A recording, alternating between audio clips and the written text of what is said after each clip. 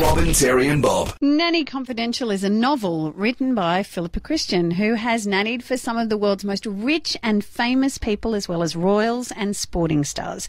The book may be fiction, but the stories are based on her real-life experiences, and she joins us. Hey, Philippa. Morning, how are you? So what's the difference between looking after the kids of a sporting legend and, say, a member of a royal family? The security presence is completely different for starters, and, where you travel with the family, how the children are raised, what the children wear.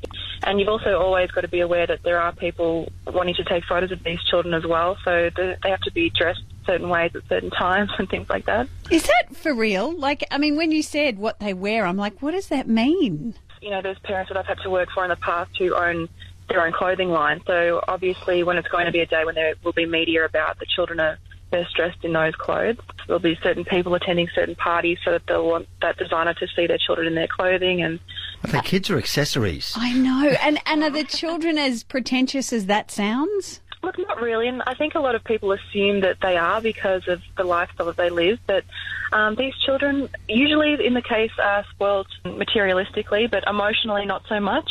And I think that's why I've really enjoyed this job, because you get so attached to these little children very, very quickly because you're there all the time, whereas a lot of the time their parents aren't there all the time.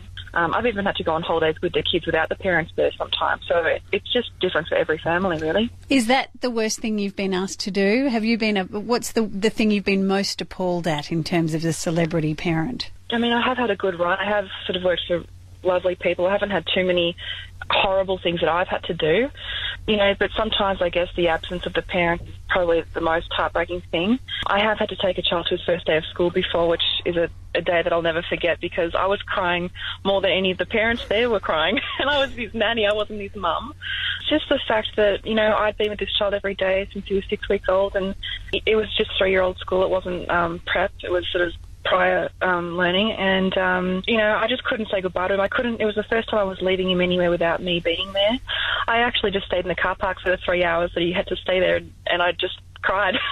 I didn't leave the premises until I could go back inside and collect him again. But don't the parents get jealous of that relationship?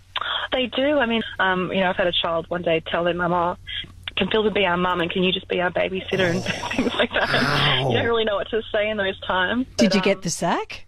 No, I think it's funny because a lot of parents actually warm to that. They don't really take it as an offence because they know that I'm not, out to make the child feel like that, and they feel better knowing that the child feels that happy to be around you. How did you get these jobs? Look, my first job, I actually grew up in an area called Brighton in Melbourne, where Shane Warne was the first person that I worked for.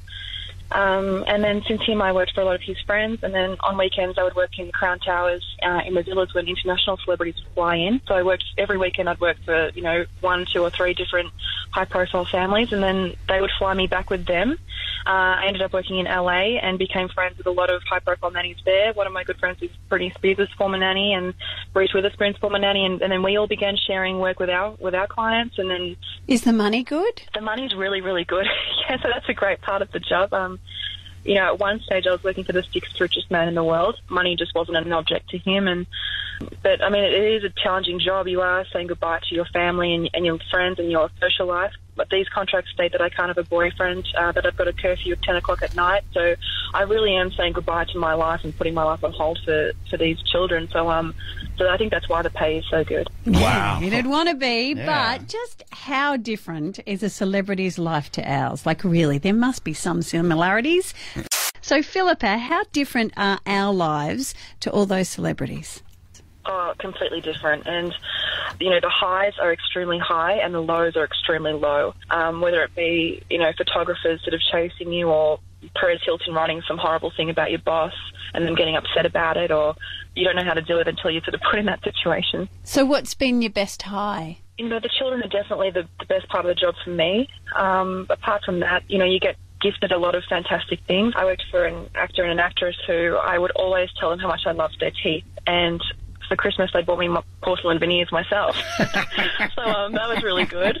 Then get to go on holidays and get to stay on private islands in the British Virgin Islands or the Caribbean. And these islands are owned by celebrities, so there's no one else on these islands. You just sort of get to live like a celebrity without having to worry about someone following you, some stalker, writing hate mail to you every day. Do you get to see the intimate side of their parents' relationship? Yes, I do. A lot of these people don't trust a lot of people, so, they'll read a lot of self-help books, or they'll struggle with loneliness and trusting people. So because you live in their house and you are looking after, their most prized possession, they trust you with everything. And, you hear a lot about things. You know a lot about things that the media will never know. There is one nanny in particular that, I have mentioned in my book, but there's no name mentioned. But she actually has fallen pregnant with a very big movie star that to this day no one knows about. You hear a lot of things, you see a lot of things, you get told a lot of things, but part of this job is to just pretend that, it goes in one ear and out the other. You don't remember any of it, you don't repeat any of it, and that's what makes you successful in this career. Do you become their friends? Definitely, yeah. So you can't really be living in these people's homes 7 days a week and being on call 24 hours a day without being a friend. You have a lot of fun with them. You go shopping with them. On your days off, you usually spend with them.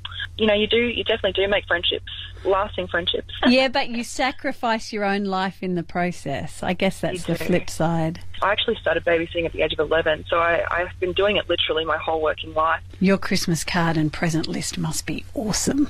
Yeah. So I've got a lot of Louis Vuitton bags, things that I wouldn't usually buy myself, so it's really nice. And if you meet a hot guy in Paris late at night, just weigh it up first, okay? Thank you. Bye. Sounds like a good read. I'd love to read the book. It is. Nanny Confidential. Philippa Christian is the author. Now, who's that major celebrity who's impregnated a nanny? The minute I saw you Googling or I know, I'm thinking, every women's who is magazine. that? But maybe we just need to wait for the child to grow up a little bit more, and if the genetics are really strong, the world will know. Or just look for the nanny with the kid with the Lamborghini.